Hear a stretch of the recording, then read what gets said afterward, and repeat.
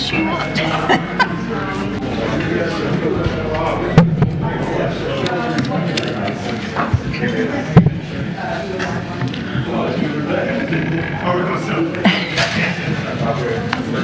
I trust you. Yes, sir. I've been in this meeting. Yeah. You're good. I didn't call this meeting to order yet, Mayor Blake. I figured I'd let everybody get a chance to have a seat. Thank you, sir. Happy St. Patrick's Day to everyone. Have a second. Comment of on minus. Okay. All right, welcome everybody. I'm going to call this meeting of the Space Coast TPO to order. And I'm going to ask everybody to stand for the Pledge of Allegiance, please. I pledge allegiance to the flag of the United States of America and to the republic for which it stands, one nation, under God, indivisible, with liberty and justice for all. Thank you very much. And we're going to go ahead and make sure we have a quorum, but I can tell by seeing all you beautiful people in the gallery here, we already got our quorum. I'm excited. Thank you all for being here. But Miss Zoe? Yes. Give me 1 second. Okay. All right. Atkinson. Present. Altman. Here. Allender. Here. Blake. Present, ma'am. Cole. Here. Connors. Here. Delaney. Feltner. Here. Forrester. Here. Goodson. Hammer. Present. Hanley. Here. Jaffe. LaRusso. Present. Medina. Present, ma'am. Morrison. Osmer. Here. Smith. All present and accounted for, ma'am. Young. And we do have 2 alternates. I'm not going to call them because all the members are present, but I do recognize the alternates and we have a quorum. Thank you very much. And now we're on to public comment. Currently, members of the public are invited to offer general comments unrelated to the agenda items. The public comment cards that I have here, Yvonne Minus.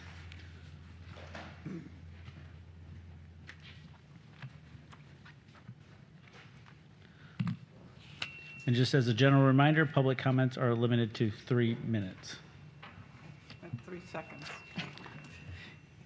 Good afternoon. My name is Yvonne Minus, and I'm here to speak about the US 1 corridor from Crane Creek to University Boulevard, where a lot of the businesses there are having heartache. They're having issues with receiving their patrons to their properties. And also, as a resident in the community, I would personally say that the median is definitely not an asset to that particular area. Being on the Melbourne City Council for 9 years, we discussed that. We met with FDOT. We met with the community. We met with the city of Melbourne to discuss that. Jernigan Avenue was not cornered off, if you will, as I believe either FDOT or the railroad wanted that done. So we did not do that. I stood on the mountaintop that we cannot close that access to the community. Now we are dealing with the US 1 corridor, where the median, don't get me wrong, I am in total support of the median. However, to have access or no access to the businesses, if you're going south on US 1 from Crane Creek to University, you have to make a U-turn. You have to go to University or go in Palm Bay to make a U-turn to come back to the businesses there. The service station, or if you're going north, there is Glenn's Tire, where you cannot turn left to go into Glenn's Tire. You have to go up a quarter mile, I'm exaggerating, but you cannot turn left in front of their parking lot. You have to go up and make a U-turn. This is totally unacceptable, and I do hope that we will revisit this to have access for those businesses who are now losing revenue because they cannot get access. And for me to have to go into Palm Bay to come back into Melbourne to get to a service station is nothing on Palm Bay. I love Palm Bay. They are the second best city in my opinion. So Thank you very much. please, I thank you for your time. Now I think we need to open up the floor to who is the first and who is the second best city. But before we get into that, we have another public comment, and I'm sorry I cannot read the handwriting. Is that you, sir?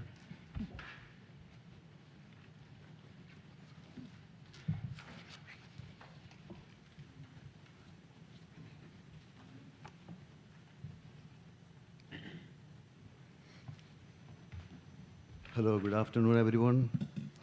My name is Jomon Lucas, and I have owned the Marathon gas station on Harbor City Boulevard for 22 years. Since the construction of this median has begun, my business has been affected in a negative way. Over these last few months, my business lost around 40% of sales because it was decided to block access into Hogue Avenue, which provides access into my store for anyone heading south on US 1. As someone who owns a business that relies on the convenience, it is hard for people to get into my store, which is why I am asking for some kind of operation to open up a left turn into Hogue Avenue. Also, the gas truck, delivery truck, and like a big truck or delivery, or they can't even take a U-turn is not possible on University Boulevard. It's going to be really hard to survive if I had to run this business without there is no left turn access to the business. And I got so many people already signed the petition. They are all my customer. They are supporting me. So I need some kind of help for that. Thank you, everyone. Thank you very much, sir.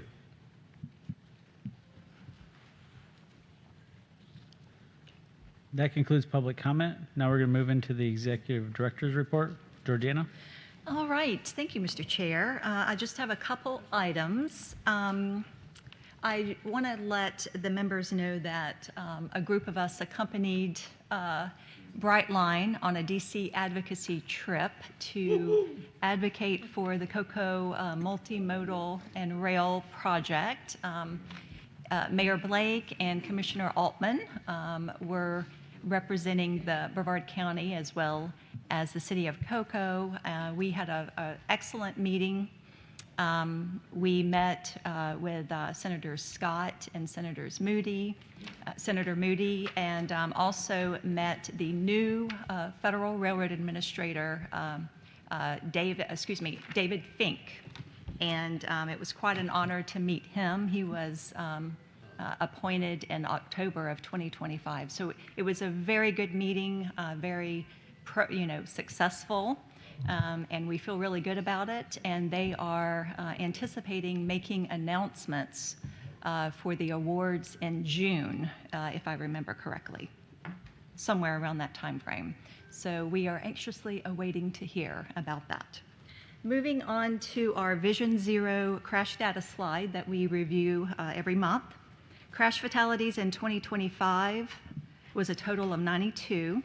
Crash fatalities year to date in 2026 is 12. Crash fatalities since the last governing board meeting in February is 8. Just a few that have made headlines. February 19th, I-95 hit and run crash kills a pedestrian. The pedestrian was walking south on northbound paved shoulder near Cocoa, and he was a 29-year-old Cocoa man, and the vehicle left after hitting the pedestrian, who died at the scene. February 20th, a 21-year-old Cocoa motorcyclist was killed in a crash. This was at the intersection of Courtney Parkway and Duval Street in Merritt Island. He was attempting to make a left turn as well, and he was killed. February 26th, a driver dies when his semi-truck collided with another truck on I-95, and it overturned and erupted in flames on 95. So that was in Mims near Deering Parkway. And then February 5th, crossing guard was struck, critically injured at Gulfview Elementary in Rockledge, and that was in a school zone. So some pretty horrific crashes that we've had so far. I also want to mention and highlight that the TPO won the 2026 East Central Florida Diamond Award for the Southern Brevard Trails Master Plan. And this was Sarah's baby, Sarah Crom, and this was for excellence in healthy communities. So this plan is really going to guide our investments, our federal investments in the south part of the county. So we're really looking forward to try and get some of these trails implemented. And then final thing I wanted to mention, wanted to end our Brevard Regional Transportation Management Center groundbreaking was very, very successful. We had a lot of board members to attend, and that is a picture of some of our board members there. And so thank you all. I know that you wear a lot of hats and have to be in different places. So this is just a very short video that we're going to play. One a hard hat right there. That's right. The Transportation Management Center represents the moment when years of planning, coordination, and prioritization become a reality. It is a facility that will actively support safety, mobility, and operations across our region. Best thing was to come up with a more efficient use for our roads now. And the only way to do that was to develop an intelligent transportation system. And so this building was created. The Transportation Management Center is an important investment in Brevard County. This facility will allow all agencies to work together more effectively, share information, and respond quickly. Strong collaboration is what brings this project to life and will continue to be the foundation of its success. FDOT is a proud partner with Brevard County and the Space Coast TPO to deliver infrastructure that improves our transportation system every day.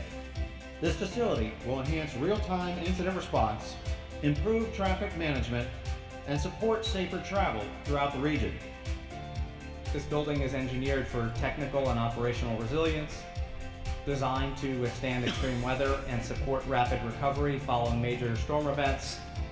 It will be built to support modern traffic management systems, redundant communications, scalable technology, and be nimble enough to address the evolving needs of our transportation network, not just today, but well into the future.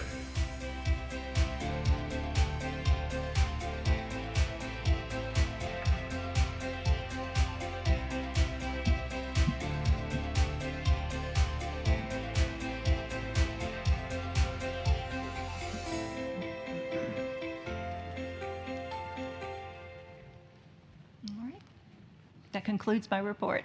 Thank you very much, Georgiana. And now for the public engagement report, Miss Abby, Miss Leo.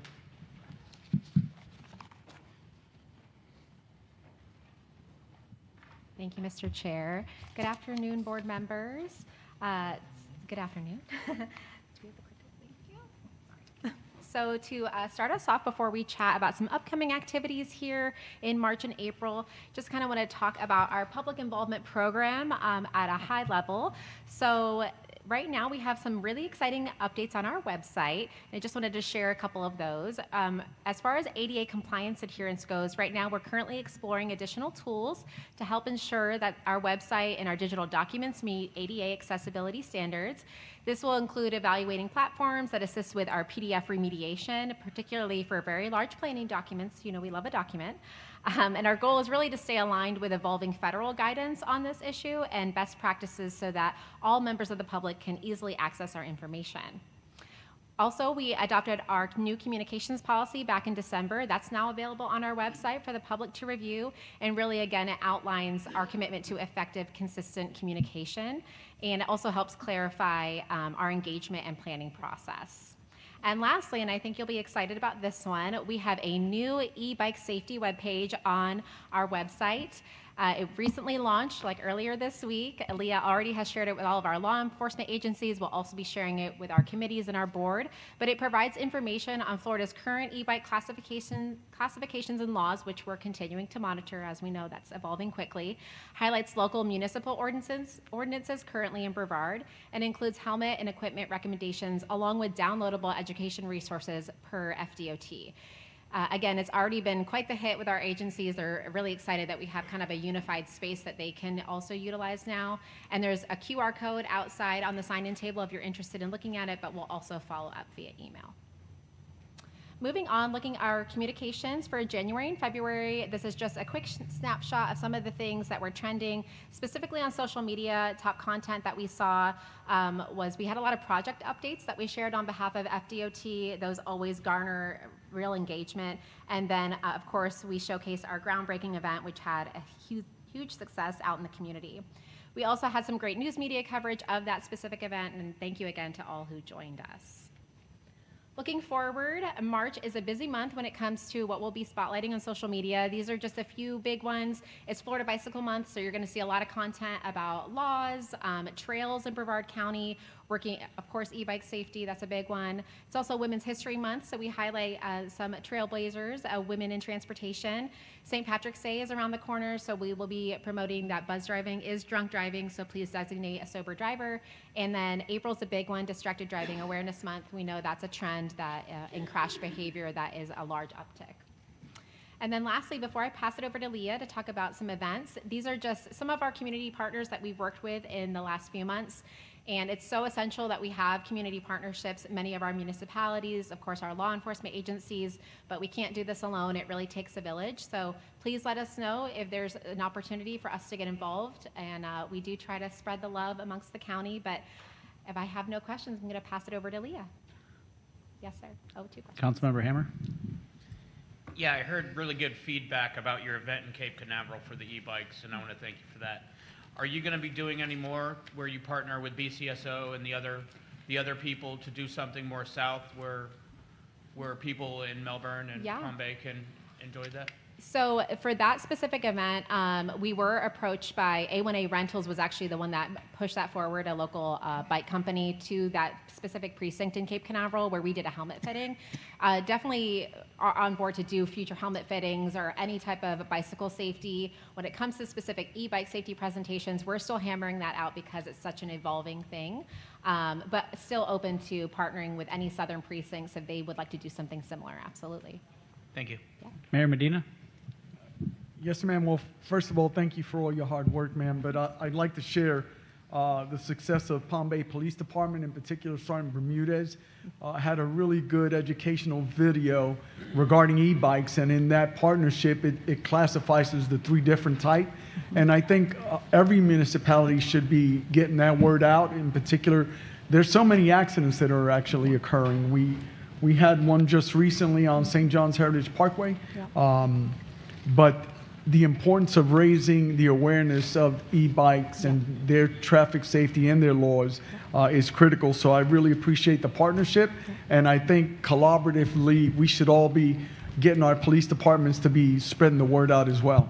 Thank you. And Palm Bay PD has been an incredible partner, and I just shared that post right before this meeting. So they're doing some incredible work. Thank you. Councilmember Smith, did you have anything? All right. All right. I think that concludes it, but I must say, much kudos to Miss Abby. Thank you. On Monday morning at 7 a.m., she was in Titusville to deliver a press conference. And remember, this is Monday after daylight savings time, right? So it's really 6 a.m. And she delivered a press conference like a boss. So thank you to you. Thanks. I'm going to turn it over to Leah to talk about events. Thank you. Leah Nepo, Community Engagement Coordinator. Long time no see. So throughout March and April, the public involvement team have been working across the county through a variety of outreach events and formats to continue the visibility of Space Coast TPO, Vision Zero, and the work that's happening across our region.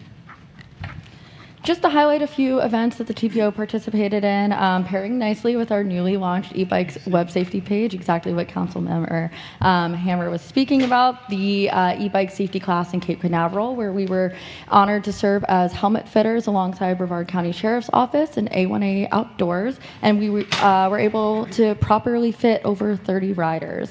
And then additionally, if you can believe it, the TMC groundbreaking was already a month ago. So thank you again for the governing board members and our governing board chair who was able to come out and celebrate this milestone in our region with us. And then did you know March is typically the strongest tourism month for the Space Coast, with hotel occupancy often reaching up to 100%. So in response, the Space Coast TPO is launching Break for Break, an outreach series of crosswalk safety sign weaving pop-ups that highlight different pedestrian safety countermeasures ahead of spring break. At the time, spring break is when foot traffic in the Space Coast between residents and visitors increased significantly, up to 80%. So in partnership with Cocoa Beach PD, Satellite Beach PD, and West Melbourne PD, the TPO is touring 3 types of pedestrian safety infrastructures: mid-block pedestrian signals, rapid rectangular flashing beacons, and the newly activated pedestrian hybrid beacons on 192. So equipped with our brand new branded TPO safety messaging signs, we have the officers sign waving, educating drivers and pedestrians and bicyclists on how to properly use these signals while reinforcing the importance of yielding to them. At the same time, the police departments are conducting enforcement campaigns, remaining nearby to respond if any violations occur. While each of these look a little different, these countermeasures all serve the same purpose, and it is to alert drivers and help people cross safely. And so far, we've seen some really great participation and engagement with our agencies and residents in the area. Looking ahead, here's just a small snapshot of some of our upcoming events, and calling out just a few. The TPO will be tabling and leading a presentation at NASA's Safety Fair, tentatively scheduled for April 7th, depending on Artemis. And on May 6th, it is time again for National Bike and Roll to School Day. Finally, I wanted to call out the Vision Zero Summit that's coming up on April 14th. If you haven't already, please consider registering for this afternoon event. We will be hearing from speakers from Health First, Florida Highway Patrol, the City of Cape Canaveral, and Kittleson and Associates on behalf of FDOT. And this event will also mark the official unveiling of our brand new Vision Zero Toolkit, a resource that Patty and I have worked to develop to give our community even more tools in their toolbox for advancing safer streets. And there is a QR code outside on the table as well if you'd like to register from there. As always, follow us on social, stay connected, send outreach events our way, and we would be happy to participate. Thank you. Thank you, Ms. Leah. And as always, don't forget to like and subscribe. Space Coast Area Transit Report, Mr. Terry Jordan.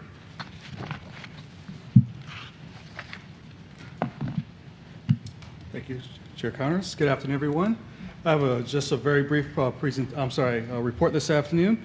While Space Coast Area Transit demand response fixed route paratransit riders have remained steady and hold steady about 8,000 monthly riders, our fixed route ridership we see has been experiencing a slight decrease. We attribute it to the adverse weather days that we've experienced recently and are monitoring that to make sure that we don't see any negative trends. In the meantime, like I said, we're just trying to make sure that it's nothing that we're experiencing, that we're losing ridership, so we'll continue to watch that closely. Outside of that, there's not much else to report. We haven't done anything major, and I see there's a question, so Chair Connor. Yeah, Councilmember Hanley, I just wanted to give everybody an update. I think at the last meeting we had a lot of good kind of conversations and questions that came up regarding Space Coast Area Transit, and they are working on a more detailed presentation to bring back to us at a later meeting. So I just wanted to, as a piggyback on his report, let you know that. But Councilmember Hanley. Okay, if somebody lives in, because it's tax season, so I have a lot more questions because people come to my office. If they live in Barefoot Bay, do they deal with ours, or do they deal with Indian River transportation? Do we go down the? So demand response trips do originate and also end in Barefoot Bay. So we do have pickups in Barefoot Bay for our demand response. I can't really. I do apologize. Is that better? Yeah. Okay. Just. So there's no fixed route service where someone walks out to the bus stop and picks up a bus in Barefoot Bay, but for door-to-door ridership, which an individual is going to places like a doctor's appointment, things of that nature, we do have that service. However, Barefoot Bay residents also have a designated van that is specifically utilized by the residents there. So they can, if they live in Barefoot Bay, they can sign up for that service and have the service provided to them directly. Okay, so it's. I mean, I'm just asking this question. Is it like if they had to go to the courthouse for some paperwork or things like that, will it just take them to doctor's office and the grocery store, or can they go to something like that? Because I know some things do and some things don't. Yes, ma'am. And I'll be glad to share some specific information with you afterwards if need be. But just for the benefit of the group, if a person qualifies for transportation disadvantage, which is typically a person who is disabled or over the age of 60, and in some cases income limits, they qualify for that type of service to go to life-sustaining things. So primarily doctor, groceries, but there are also some cases where something like you mentioned going to the courthouse may qualify for the services they can utilize. Okay, that's what I was just wondering, because like I said, there's certain ones that you can only do this or that, so. Yes, ma'am. Okay. Thank you very much. I don't see any other questions. Thank you. I got one. Oh, excuse me. Councilmember Mark. Thank you. The last time that I was here, the biggest challenge that you were having were operators, how to get more bus drivers. That's what I got out of your presentation. Thank you. Okay. I'm sure there are other critical needs. Most definitely. To respond to that, we actually are almost in the last steps of kicking off a CDL training program. Currently, to be an operator Space Coast Area Transit, you have to come in with at least a year's worth of experience operating a large vehicle, and with the CDL and passenger endorsement. So you're required to have that coming in the door. We're kicking off a program where we will train an individual that has nothing more than 5 years of driving experience in a typical passenger vehicle, and we'll take them through the entire process to get them their CDL and passenger endorsement within our department. One of the things that we will require is at least a year worth of dedication to the organization, but outside of that, that's going to be it. So we anticipate this will increase our candidate pool significantly, because right now we're getting, I don't see any school board individuals in. Former school bus drivers or former truck drivers are our primary candidates currently, and outside of that pool, there's not much else. So we anticipate that this program will allow us to then hire and then retain operators as well. So that's a segue for me then, okay? Is that my thinking going backwards was, if the CDLs are acquired by our operators, CDLs are also acquired by the school board. So you had mentioned in your previous presentation that a lot of your operators were working a lot of overtime. That is correct. Okay, so is there positions for school board drivers or school bus drivers to work some of those shorter hours, 5 hours, 4 hours, reaching out and seeing what kind of a pool of people you can get? You can work with the school board, of course, and try to collaborate together on that. That would be just one thing that may take some of the pain and some of the cost out of the equation. All right? Second thing I would mention also is, have you reached out to the veterans organizations? Some of these guys come back and they can drive tanks, so I think they passed the CDL test, of sorts. But I think there's a varied and deep well of opportunity. I'm happy to just say it out loud to you. It's your gig, not mine. But that's what I walked away with last time. Well, thank you for the recommendations, and we have collaborated with the school board in the past. We have a current small group of part-time operators that are also currently school bus drivers as well. We definitely don't go that route too much because it's seen as a competition more than it is a collaboration, unfortunately. Not from our position, but we find that to be a concern that's brought up. I also sit on a board which a couple individuals in the room are familiar with, called the Local Coordinating Board. And one of our members there is from the Veterans Administration. And so we collaborate with them as well on a regular basis. Thank you. Thank you very much for the recommendations and the comments. Councilmember Hammer? Yes, we have a lady that comes to our council meetings and discusses the running times being behind for Palm Bay. Would I be able to let her know there is a CDL program that's coming out to possibly bring more bus drivers and alleviate those waiting times? Because she likes to remind me every week, so I would love to give her an answer where something that's happening to alleviate some of them, she said she had to wait an hour and a half extra for a bus on Babcock. Councilmember Hammer, I would ask that if you don't mind putting that individual directly in touch with us, Okay. I can see about responding to the concern directly. Once again, for the benefit of the group, it all just depends on what the concern is. Very likely more bus drivers won't relieve this issue that, if I understood it correctly, if she's waiting for a bus and it's running late, it's not because there's too few bus drivers. It's very likely because there's been congestion that's causing the bus to run behind schedule. But I would have to look into the specifics. We don't have any congestion in Palm Bay. No, exactly. Unheard of. Thank you. Thank you very much. All in cocoa. Thank you. Thank you, Chair.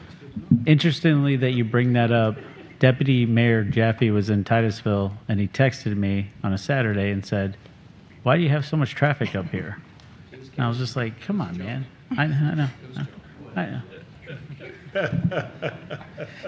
But as we talked about in the last meeting, we are a quinti-modal form of transportation in our county. And so to kind of kick off a new report, if you will, is we're going to do an update from air, space, and sea.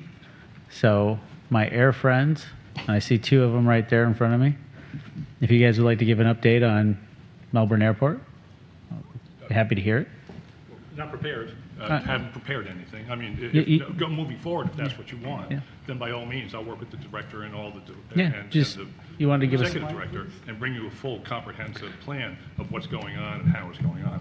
Right now, there are about 5 projects I can't talk about. All right. That sounds great, though. It comes down to about 20,000 jobs. Okay. Woo. But I will tell you though that we are doing a lot of shuffling. Embraer is going to break ground on another piece of property that their final option. Dassault has requested another 40 acres because they want to just change, not just from maintenance. Now they want to do some small manufacturing there. Both organizations are backlogged.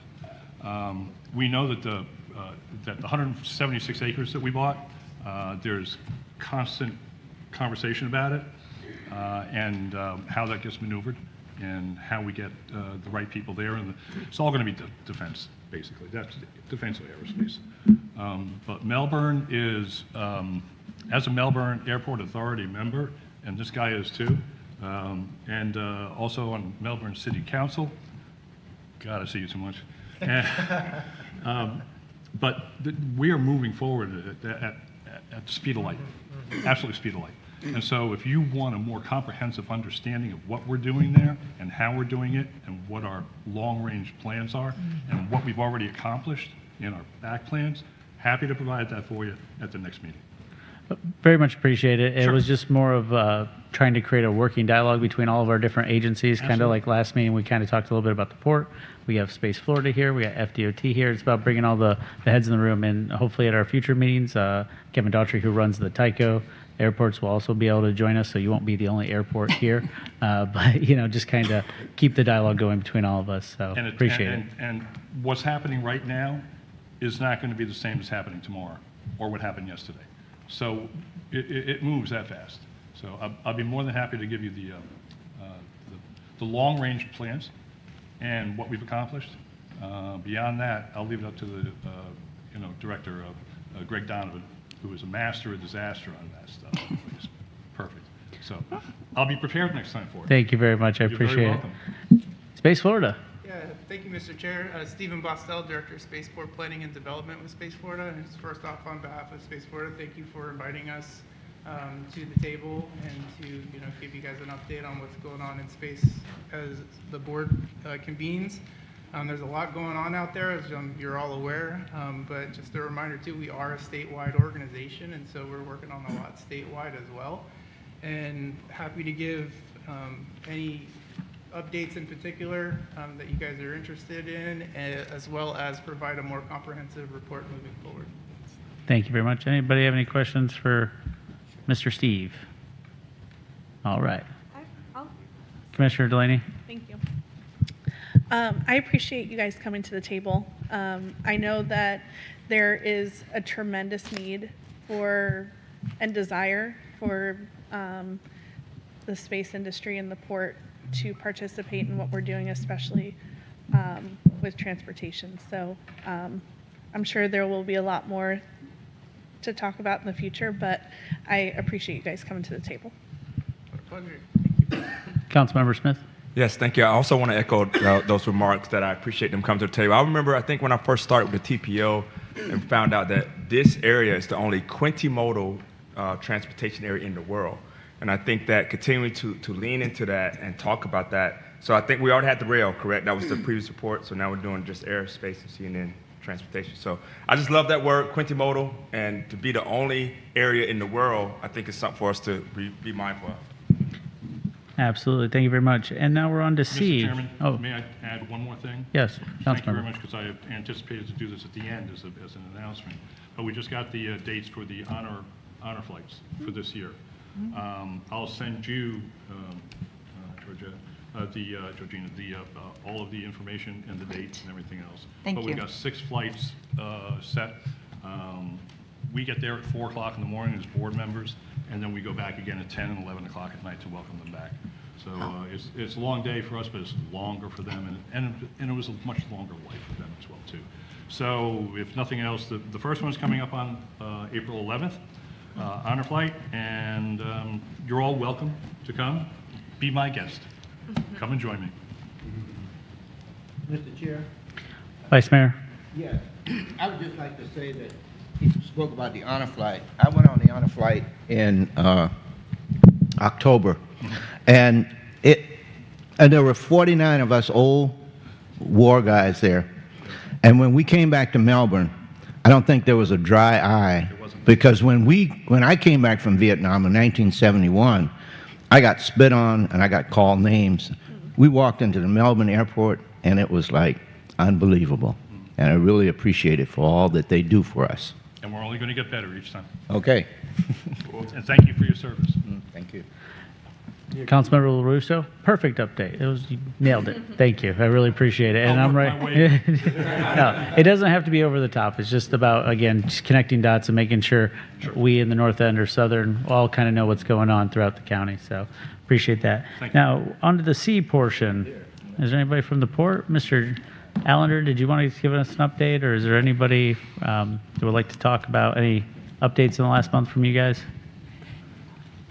Well, again, not coming here today to prepare, and Bob might be able to add more than me because he's on the staff. Obviously, the port continues to grow more and more all the time. Working on widening some of the roads in the port. We're working on hopefully starting construction, finishing construction on some parking facilities on the north side.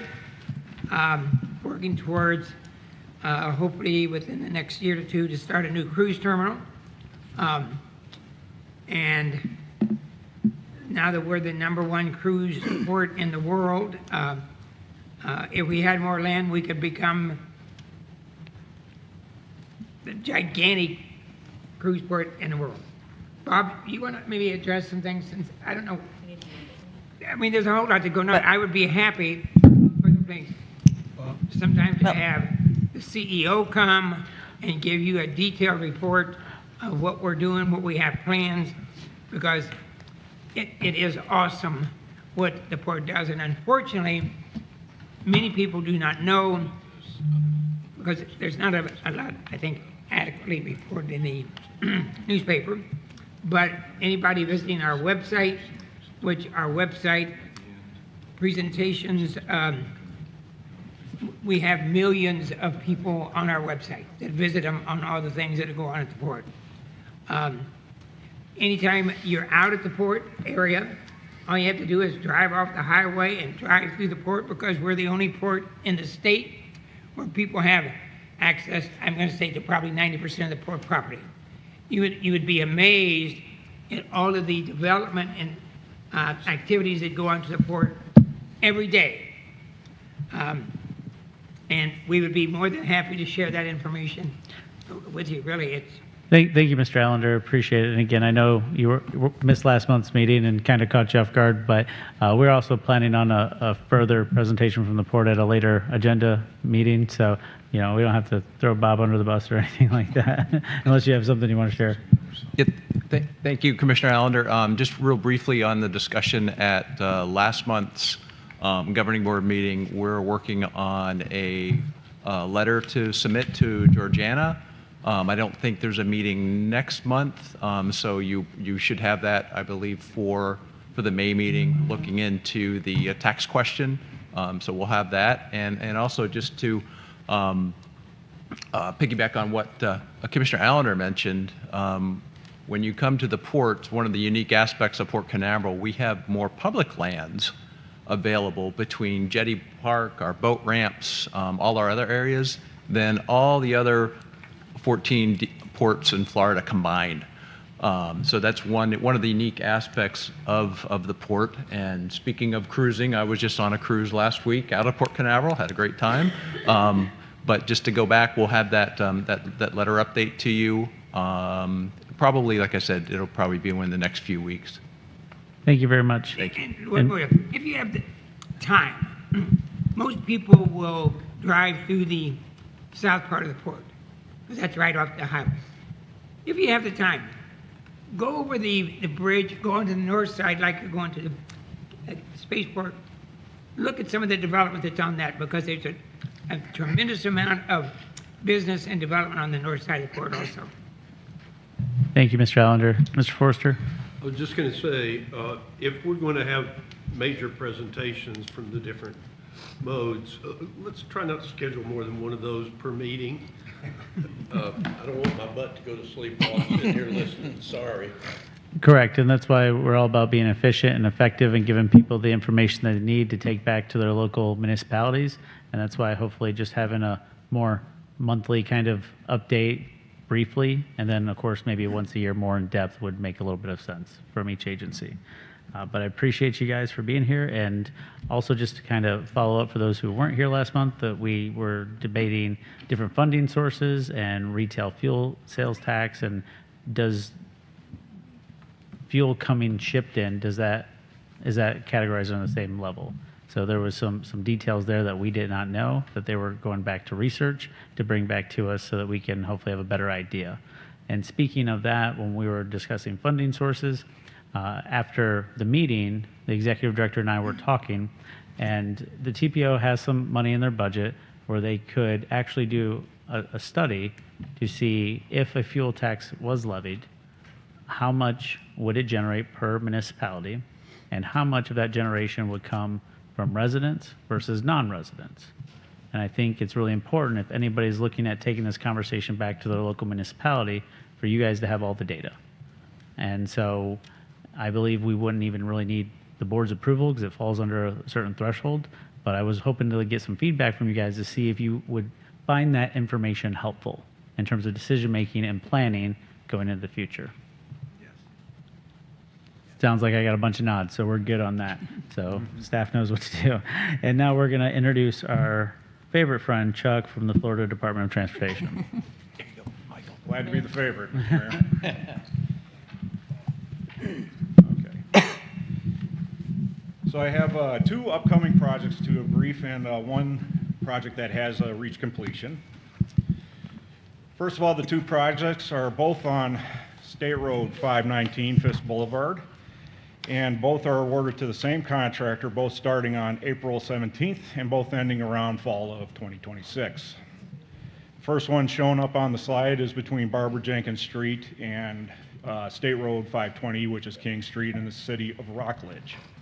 This project includes reducing the speed limit to 35 with the within the project limits, along with extending the northbound right turn lane beyond Stone Street, construction of a shared use path, construction of a concrete separator between the northbound and southbound lanes, and a mid-block crossing with a rectangular rapid flashing beacon, or RRFB.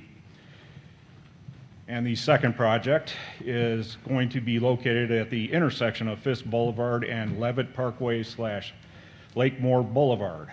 And this intersection improvement project will include the new traffic signals that will provide left turn access onto Fisk Boulevard, 4 new crosswalks with pedestrian crossing signals, and an ADA compliant pedestrian ramp. And for the completed project, the State Road 401 Bridge Canal Bridge Rehabilitation Project has completed work and the punch list items, receiving final acceptance on March the 2nd, this month. Okay, in the future here, we got 2 hiring events going on that FDOT will be a part of. On March 16th, FDOT will actually host the Road to Your Future Transportation hiring event from 10 a.m. to 2 o'clock p.m. at the Wildwood Community Center in Wildwood, Florida. This is a free event to provide job seekers with an opportunity to connect with transportation contractors, FDOT representatives, and local city and county representatives for exposure to the many different diverse career paths available now in the growing transportation industry. The second event will take place on March 30th at UCF, and it's called the Pathways to Public Careers. This will be from 1 o'clock to 4 o'clock p.m. at the UCF Student Union in Orlando. This career fair will be visited by Florida Department of Transportation, as well as Seminole, Brevard, and Volusia County representatives, the City of Melbourne and Orlando, and the Orange County Fire Rescue Department. There is still room for other municipalities that are interested, and registration ends on March 16th. Finally, in closing, some of you are aware that every year the FDOT, along with the Space Coast TPO, have to conduct a joint certification. First of all, the central office had reduced its usual 50-page joint certification package to an 8-pager, which was very nice and made the process much more smoother and easier this year. It is a 2-part evaluation. Part 1 is completed by Space Coast TPO to verify their compliance with the state and federal statutes utilizing the funds awarded for MPO business, developing required plans, documents, and financial tracking. The MPO also has an opportunity to share their accomplishments for 2025. Part 2 involves FDOT, and we evaluate the invoices, planning documents, and develop questions to be asked to the MPO, basically offering any assistance or support for the following year in 2026. I actually conducted the review of Space Coast TPO, and my job was to look at all invoices in 2025, take note of how many invoices were late, how many invoices had a significant finding, and also review some supporting documents to also see if there were any significant findings. And when I sum up those totals, we get the final score. This year, no surprise, Space Coast, 0. No significant findings, no late invoices. Yay. Just like the last 2 years I worked with them, did an excellent job. Kudos to Georgiana and her staff, and that'll be 2 for Sarah today, right? The diamond. Okay, so that, Mr. Chair, that concludes my report. Thank you, Mr. Chuck. How many invoices did you have to go through? 14. Oh, that's not too bad. Commissioner Delaney? Mm-hmm. Thank you. I was just wondering, following up about, did you happen to get with FDOT about 95 and the reflectors and what happened there? And I have been working that, and I've asked a lot of people to work with that throughout FDOT, and basically the bottom line is we can't find a single solitary answer. It's just a culmination of many things, especially the friction course. Right. It's apparently has been a problem throughout the state at that time, and I don't know if they've proven it yet or not, but it might have been something with the binder that the manufacturer gave us. And Well, because it had to have been the placement of them. Mhm. Are they saying that that it shifted, that they did put it in the proper place and then they shifted? oh, we're not talking about the original, So, the like- last resurfacing we're talking about. So from Rockledge to Vieira, Mhm. that section of 95 just got redone, and the reflector things, the little plastic things, are offset of Oh. the lane lines. I guess I misunderstood what you were asking Oh, last okay. time. So there's in some areas it's like a foot of Okay. difference, and that has to be quality control. I can't imagine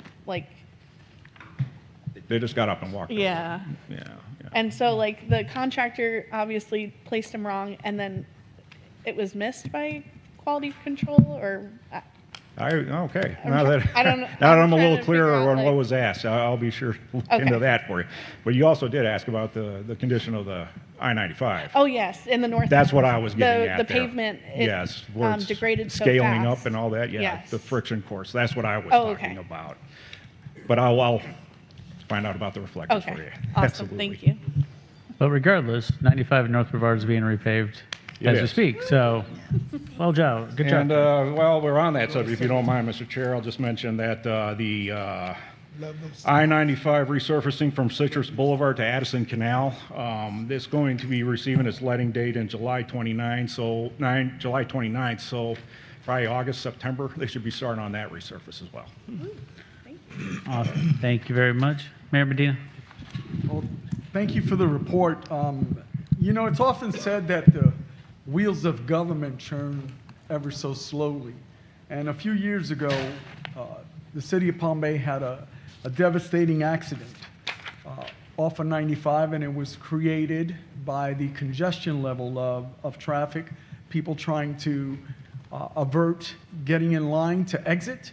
And Secretary Tyler heard our cry, and I want to commend Secretary Tyler. He elevated the study, the PD&E study, and I'm proud to say how grateful I am, and along with my colleagues in the city of Palm Bay, that second lane exit coming off of 95 is in progress, and I am so grateful. I wanted to, off on the Malabar Road extension, and I wanted to just express my gratitude to Secretary Tyler on behalf of the citizens of Palm Bay.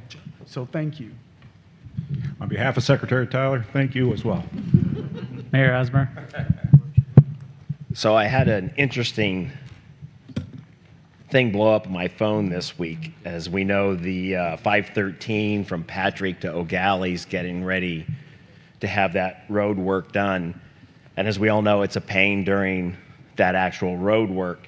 However, I was having citizens sending me pictures with this 10 to 12 foot high signs that were being dumped in their front yards saying construction work ahead. A lot of the discussions were, do they need to be so far up in my front yard? Could they not have been more in the right of way? And as tall as they were, less than 100 feet from the actual South Patrick Drive, they're not sure anybody was going to be looking up that high to see the sign to begin with. Like I said, I know that I believe someone probably called FDOT on that. I know they called the city manager, sent me pictures on my phone, and this morning I got to see them on Facebook, among some other things. But just as a note, probably before we stick these signs in somebody's front yard, we may want to let them know that they're getting a sign in their front yard, or maybe someone to say, could you move it this way a foot or two, or to stay off my sprinkler systems and things like that. But it was very unusual. I've never had that happen before, but I certainly got a lot of it this week. Thank you, Mayor Asmer. Moving on to consent. Does anybody want to pull any items from the consent? Seeing none. Georgiana, can you read them for the record, please? Certainly. 4A is approval of the TPO Governing Board meeting minutes of February the 12th.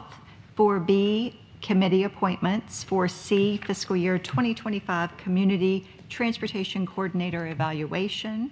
4D is the amended and restated interlocal for the creation of the Central Florida MPO Alliance. And 4E is work order 26-01V. It's for transit support services. That is the consent agenda. Thank you very much. Is there a motion to approve consent? Motion by Commissioner Allender. Who was the second? Seconded by Mayor Medina. All those in favor say aye. Aye. Any opposed? Motion carries unanimously. Thank you very much. Now we have Ms. Sarah Crum for the draft FYI 2728 Unified Planning Work Program. Chuck, I think you stole my clicker. I did, here you go. All right. Sorry, I'm up here for the next two presentations, so I have a lot of stuff with me. Good afternoon, Sarah Crum, Senior Transportation Planner with the Space Coast TPO. I'll be presenting our draft fiscal year 2728 Unified Planning Work Program, or as we call it, our UPWP. You know that we love our acronyms. So what exactly is the UPWP? It is a federally required document that essentially lays out the work products and projects that TPO as an organization and as staff are going to accomplish over a 2-year period. So it covers 2 fiscal years. So we run from July to June, and so this will go into effect this July 1. And it must align to federal, state, regional, and local priorities. So previous accomplishments, to kind of give you an example of some of the things that have come out of previous UPWPs, all of our long-range transportation plans, corridor studies such as those conducted on Mitten, Wickham, Sarno, our master plans, including the Vision Zero Action Plan, ITS Master Plan, Bike Ped, and Resiliency.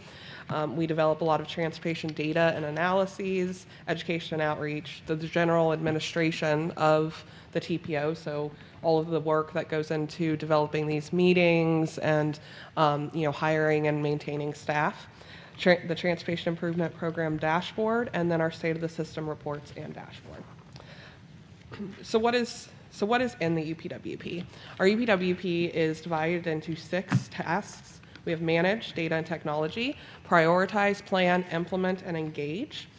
I'm going to walk through each of those tasks and provide you a high-level update. It's about a 100-page document, so it's going to be posted tomorrow if you really want to dig in and read everything that's in it. And actually, I would encourage you to. So underneath Task 1.0, Manage, this compiles our general administration, all of our financial aspects, and also the administration of our boards and committees. So what you're going to find underneath this task is things like develop and manage our governing board, provide staff development and trainings, monitor, modify, amend the UPWP as needed, all of our coordination that we do with Chuck and the feds on our certification and audits. Under Task 2.0 is data and technology. This consists of developing transportation data and resources for us to support all of our local partners, managing our annual State of the System report, activities related to advancing transportation technologies across the county. So you're going to find things like development of a master dashboard to help streamline those data layers and more effectively provide data for planning activities. And we will be developing the Smart Space Coast Intelligent Transportation System Master Plan, which is an update to our current master plan that was developed, I believe, about 5 years ago. We'll also continue to host a local transportation system management and operation consortium and attend the regional consortium. Task 3.0 is prioritize. While this looks like the smallest task, I think it's probably one of the most impactful tasks that we go under. This is where we take all of the work that's completed within the other tasks and prioritize the transportation improvements to ultimately be funded for construction. And so underneath this task, we don't currently have something noting the activities that Mayor Connors was referring to as follow-up from the funding conversation, but in the final, we'll slip that into this task per board direction. So this is where we administer our annual call for projects, which I'll talk about in my next presentation, develop our list of project priorities, our TIP, and monitor legislative activities and policy positions. Task 4.0, plan, is where we develop our long-range transportation plan, master plans, collaborate with our local and regional partners, and other regional and local planning activities. So we conduct corridor, trails, resiliency, transit planning as needed. We will be undertaking developing the Transportation Disadvantage Service Plan for Space Coast Area Transit.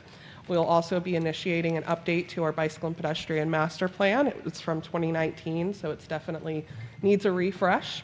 And then something new is we are going to do some sort of coordination activity with spaceport and aerospace transportation planning. So we've met with Steve, and we'll continue those conversations to figure out what that deliverable is. Task 5.0, implement, consists of managing and participating in projects that implement the plans developed in 4.0. So we monitor the implementation of prioritized projects that come out of this board and from our Advanced 2050 Long Range Transportation Plan. We coordinate and implement safety initiatives underneath our Vision Zero action plan. We will be continuing to administer the Enhancing Crossing Safety Grant, and also continue coordination for establishing the intermodal passenger rail station in COCO. Last but certainly not least is Task 6.0, and this is engage. This is where we conduct education, outreach, communications, and public engagement. So all public meetings, social media, newsletters, the outreach that Leah and Abby do all falls underneath this task. Something else that I would like to note is we will be conducting a council tour where Georgiana will be going to your various councils to talk about the TPO. So the UPWP is based upon revenue from 4 different funding programs. Underneath our federal funds, we have the Consolidated Planning Grant. This is a specific funding source that must go to transportation planning activities. We also utilize the SU, or surface transportation. We receive about $37,000 for transportation disadvantage planning activities and administering the Transportation Disadvantage Local Coordinating Board. And then we get a little small bit of money from Brevard County. This comes up to around $2 million annually. And this breaks down how we spend that $2 million. And so as you can see, the bulk of our funds does go to salaries and benefits. And then you can see where it falls otherwise. So the UPWP, this is the development schedule, and so we're presenting to you obviously today, March 12th. Tomorrow we will transmit our draft UPWP to FDOT, as well as also kick off our 30-day public comment period. And then come in May, we'll bring back the final to our Technical and Citizens Advisory Committee, as well as yourselves on May 14th to approve our final UPWP, and then work begins July 1. So I am requesting for approval to transmit the draft fiscal year 27-28 Unified Planning Work Program. I have a motion by Commissioner Delaney. Second. There's a second by Councilmember Smith. Is there any discussion? Seeing none, all those in favor say aye. Aye. Any opposed? Motion carries unanimously. Thank you very much. All right, and just one last reminder, thank you for the motions and approval, is please review our draft 27-28. Public comment period is March 13th to April 13th. You can either email me directly, comments, questions, etc., or there is going to be a form on the website. You still have the floor. Yeah, okay. We're just on to the next item. Just wanted to make sure.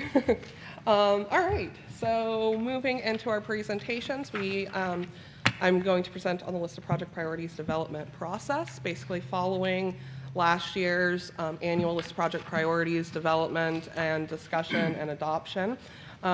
We received some feedback that maybe we need to step back and provide you more information on how we develop the list of project priorities. Actually, I'm not up the mic. How we develop the list of project priorities and how we score the list of project priorities before it gets to you all. So our famous bridge is basically, we are right there in the middle on the bridge where we're taking projects that are in the long range transportation plan and we are moving them onto the bridge so they will eventually get funded in our transportation improvement program. So I have a list of project priorities. Well, it is federally required to guide the allocation of federal and state transportation funds. It helps to implement our long-range transportation plan and ensures that we are aligning with performance-based planning federal requirements. It annually allows for the coordination and collaboration with local agencies, municipalities, and the public. We've already had some meetings with your staff to go over and review the list of project priorities and talk about future projects. And it also ensures that we're transparent, equitable, and efficient in our use of state and federal funds. So we are way at the beginning of our cycle, and basically it starts with the TPO, and we do an annual call for projects that is wrapping up tomorrow. Municipalities submit application, we go through, evaluate, and rank the applications, and then we bring back that ranking to you in May, and then in July you adopt a final. We then submit it to FDOT. FDOT will review applications, we'll have meetings to vet with the locals, and then we'll start project programming, which I'll talk a little bit more about later. But ultimately, project programming leads into the work program development, and the work program always comes to the board in December. And then ultimately, projects are implemented either via local agency partnership agreements with FDOT or through FDOT. So what projects are eligible? Well, first and foremost, they have to be in our cost-feasible long-range transportation plan. If they aren't there, then they're not considered eligible for federal funds. We would have to amend the long-range transportation plan. It falls under several different categories. We have our strategic intermodal system, our capacity projects. These are your major highways such as 528, 95. Regionally significant, we have both state roads and non-state roads. Bicycle, pedestrian, trail projects, transportation system management and operations, the Sun Trails program or Florida Shared Use Non-Motorized Trail program, and planning activities. So we also have what are called boxed funds within our cost feasible plan for our long-range transportation plan that we can use the list of project priorities to prioritize for specifically bicycle and pedestrian master plan implementation, Vision Zero, complete street safety projects, and intelligent transportation system projects. So I have a prioritization process. Well, as you all know, we are experiencing rapid growth and development is outpacing the available revenue to implement these critical projects. This ensures that the TPO's vision, as well as also our governing board strategic plan and the Florida Transportation Plan, is being implemented. It ensures that we're providing sound investments, and it ultimately increases quality of life, mode choice, safety, and economic prosperity. So our list of project priorities procedure follows PR 07-01, which is one of our procedures that encompasses both the project priorities as well as also our transportation improvement program. And in there, we discussed quantitative scoring based on criteria that I'll show here in a second, as well as also discretionary ranking, which is your opportunity as a board member to discretionarily rank a project higher than another. Projects are also based according to readiness and a finish what we start direction. So what that means is that if a project is completely designed, all the right-of-way has been bought, all it needs is construction, is that's going to pop up at the top because we've already made that investment and we want to see that project come to fruition. So projects are scored based on safety, transportation and land use, resiliency and sustainability, innovation, and multi-mobility. And I'm not going to go through all of this. You have it in your agenda packet. But basically, each of those categories, a project can receive 20 points in. And so prior to you seeing the list of project priorities in each May, I have a big fancy spreadsheet where I go through every single project and review all of the data to ensure accuracy and that nothing's changed, because 1 year project's capacity might all of a sudden skyrocket because you built 500 homes or something like that. Safety, we're looking at, does it help vulnerable road users? Is it a high crash corridor? Is it on the state of the system top 25 list for vehicular, motorcycle, bicycle, pedestrian fatalities?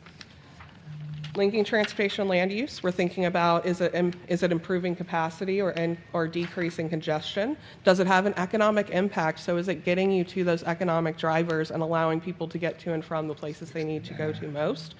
community connections, so thinking about getting to schools, education, libraries, parks, etc., and then enhancing access to tourism. Resiliency and sustainability, so think evacuation routes, stormwater projects, whether or not it's been identified as being vulnerable to hurricanes, sea level rise, etc. Technology and data, so implementing projects from our ITS master plan, improving freight reliability and travel time reliability. Multimodal, so bicycle and pedestrian projects, trail projects, transit projects, basically any projects that offer the ability for one of our citizens to travel, to have the choice of what mode they would like to travel. So we go through all this process, and then we present it to you. You adopt the list of project priorities, and that's when the real fun begins, is we begin project programming. And so that's where we actually are taking the list of project priorities, and we're coordinating with FDOT, and we're trying to move the projects forward. And so we go through the work program development process, and ultimately projects are programmed based on available funds, the list of project priorities, and our long-range transportation plan, cost feasible plan. So what if your project is already on the list? Do you need to do anything? This is the case with all eligible projects except those that qualify for boxed funds. I think we remember from last meeting and this whole year of going through the LRTP that we have a large deficit in unfunded needs. And so what we are requesting is that your staff please review the list of project priorities to ensure that we have the most accurate estimates, limits, and phases. If we do not have the most accurate estimates, we can't program a project because we might not program enough funds. This is our development schedule, and so we will be meeting with our transportation subcommittee to bring the draft to them on April 13th.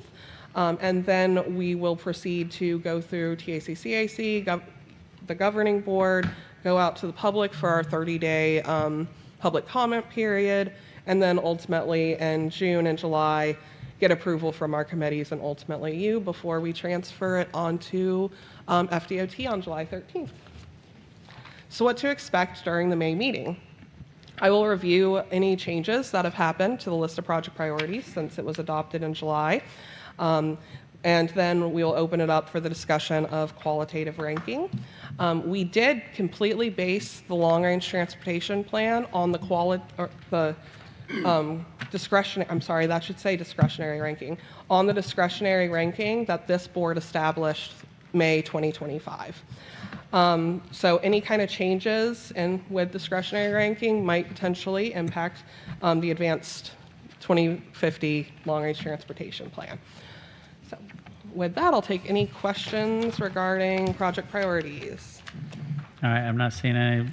Thank you, Miss Sarah. Awesome, thank you. Great job. Yep, awesome job every time. And I think it's important to highlight the May meeting is going to be an important one as we look toward developing our plan. Commissioner Delaney. Thank you. I didn't mean to interrupt. I just didn't want to adjourn before. I just had a question about the study that we were talking about earlier in regard to this gas tax. Can we include the county in that as well? The county was a part of that. Okay, just wanted to make sure. Thank But you. we also wanted to break it up per municipality. So Yeah. it wasn't just general sense of this is how much total, but each city could weigh in and make their own decision. Right, As yeah. Mayor Osmer and Mayor Morrison have a different number of gas stations in their city. Well, and Mr. Chair, if I may, I think we'd like to discuss internally to keep the momentum about this conversation instead of waiting to implement it and do this study in July under the UPWP, if we could potentially issue a work order if we have the available funding to kind of move forward and start the process, because there's a lot of conversation about it. We want to keep that momentum and see where we're at concerning that. So we're going to look into that. Mayor Medina. Well, part of that discussion has to be all surrounding municipalities, right? Because otherwise we'll be competing with one another, meaning we'll lose resources. I won't buy my gas in the city of Palm Bay. I'll go to West Melbourne, wherever it's cheaper. right? So that has to be part of the discussion. Thank you, Mayor Medina. Well, and mine's not related to this, so if there's other discussion on that. Now we're kind of at the Okay, end cool. of the agenda. No, well, so, no, yeah. I just want to make sure on that particular topic. But that's, so, oh, you're on that topic? Yeah. Okay. Oh, Councilmember Hammer? Yeah, I was going to think, can we do this study when gas is a little bit more affordable and people are more receptive to it?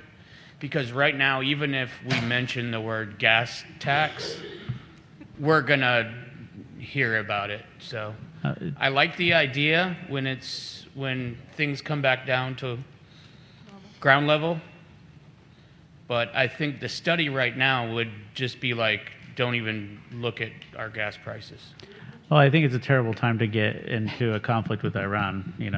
Unfortunately, nobody asked me.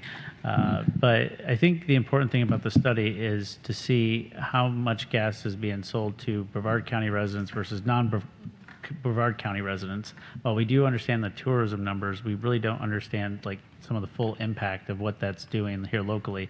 And I think most residents would agree with tax the tourist, right? So what is that offset? What does it even look like to provide y'all with some data to go back to your communities? Councilmember Hanley, did you have something to say? Study now, because I'm hoping. Microphone, please. We had it like 5 years ago. Do the study now, because we had it I'll say 4 years ago now, when gas was $5, then it went back down. So that we have the information, hopefully gas will go down pretty soon, then we can look at where the numbers are. We've got to have the study now before, it's not going to happen today or tomorrow. I'm sure it's going to take 6 months for it to get the company and move forward with everything else. So it's just, I think that's a good situation. I mean, right now would be the great time to do it here in March, because that's when we have the highest amount of tourists.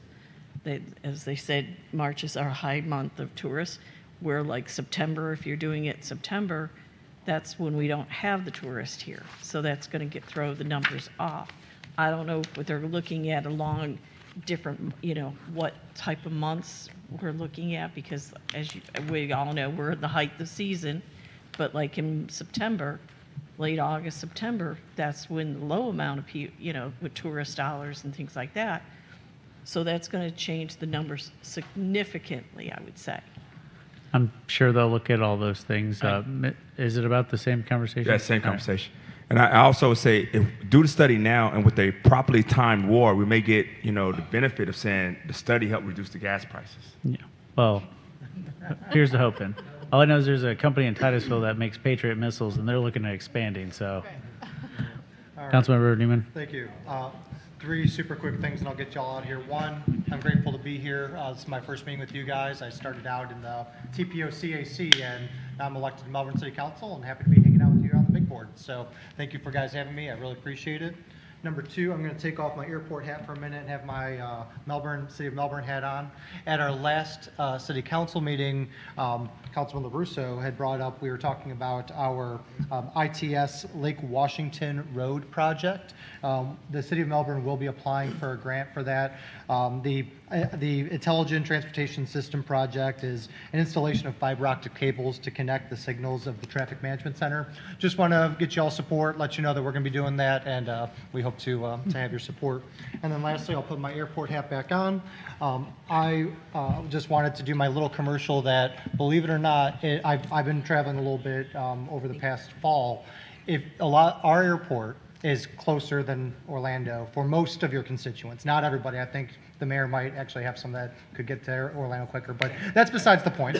But the point is, for most of you guys, it is. And if you really do look at the cost of parking, food, gas, and tolls, I have actually done the experiment myself. It is actually cheaper to go to the Melbourne airport, even though the prices look like they're higher. It is actually cheaper and better for your budget. So just wanted you all to consider that for your constituents and do my job here representing the airport on the board. But thank you all for having me. I appreciate it. Thank you, Councilmember Newman. Excited to have you here. And a big thank you to our airport folks for showing up, our space folks, our sea folks, And then, of course, Chuck, as always. And again, I think it's important that we're all here. And I know it's a little new, but we're going to get used to having more of these conversations and these dialogues so that everybody kind of knows what the right hand knows what the left hand's doing. So I appreciate all you guys, and that kind of concludes our meeting. Do I have a motion to adjourn? We're adjourned. Thank you very much.